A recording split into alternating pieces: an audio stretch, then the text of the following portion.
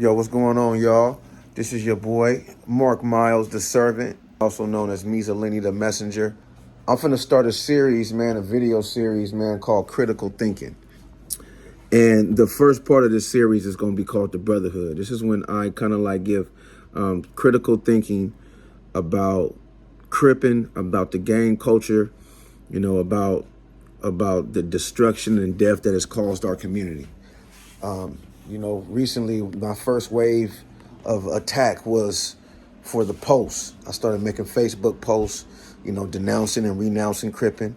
And I'm going to continue to denounce and renounce and speak against cripping and the gang culture. But now I'm going to just start doing videos so you can get a better understanding of what I'm talking about, right? The first segment of this is going to be called True Brotherhood, right? True Brotherhood. So a lot of people, a lot of the pushback when I started talking about and coming against Crip was that, it brought about a true brotherhood, right? And so I said, okay, let me kind of think about this, right? Let me explore what a true brotherhood is, and if the gang culture or the Crip culture is living by that true brotherhood. Okay. And so one thing that I understood of a true brotherhood is because of the Bible, right? The Bible talks about what a true brotherhood is. It talks about loving your brother unconditionally, right? It talks about laying your life down for your brother, and not just physical. See, a lot of people take it like it's just about laying your life, like dying for your brother. But no, it's not about just dying for your brother. It's about actually laying your desires and wills down for your brother. It's about actually laying your ego and your pride down for your brother. It's about sacrificing for your brother. Being able to lead your brother into righteousness. Like there's a lot that comes with that. It's about right or wrong, being there for your brother, but also holding him accountable for the times that he is wrong, right? The times that he is acting in evil. It's about calling out the evil, holding him accountable, but also being there for him as he walks through what it means to go through mistakes and doing stuff wrong and just going through sin or whatever it is, his mistakes and his stumble. It's about being there for him, but it's also about speaking life into him and holding him accountable, right? And so when I look at cripping, like when I look at the codes, right, the laws, right, the construction and the belief system that it stands upon, I see that there is a contradiction in the true brotherhood, right? So, for instance, a true brother will never turn his back on another brother because of their mistakes in breaking the code, right? They'll hold them accountable. A true brother's going to hold them accountable. A true brother will call them out where they're wrong, and he's supposed to, but he's also will never put a green light on another brother because he didn't hold up to a code, because the moment that he got weak, right? Now, I'm not a part of the gang culture anymore. I'm not a Crip. I'm a man of God. I'm a Christian.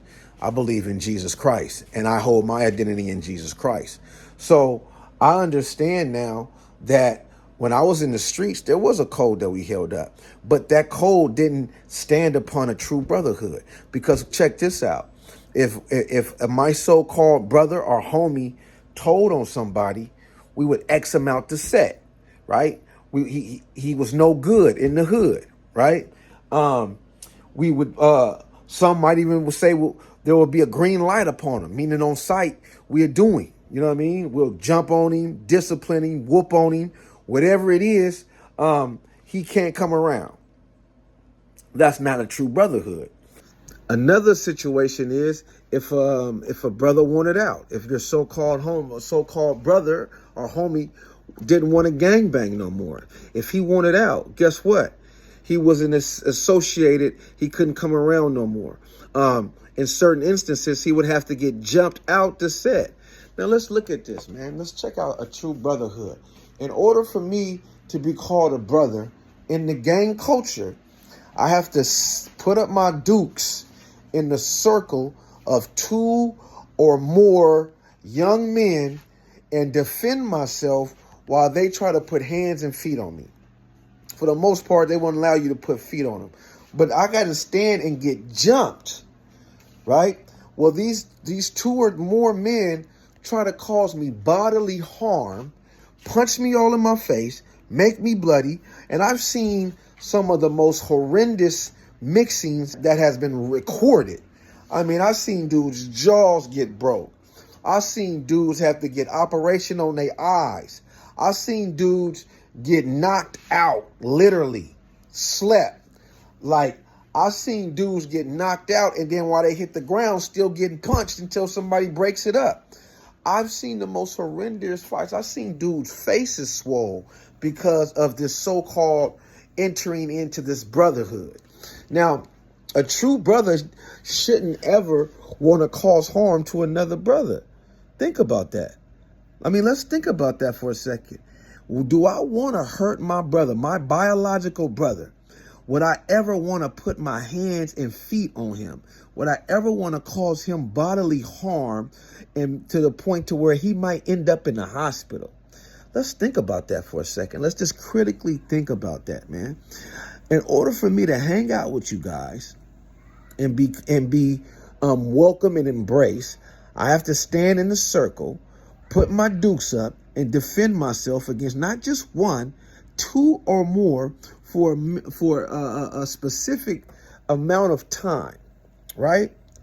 And then after that, I can be embraced, but not fully embraced. Because then, in order for me to get fully embraced and respected, I would have to put in work. And what does that mean? That means that somebody gives me a gun to where I can go out and either cause bodily harm to somebody, kill them, maybe end up in jail for the rest of my life, or run up on somebody and they have a gun and kill me. That doesn't make sense.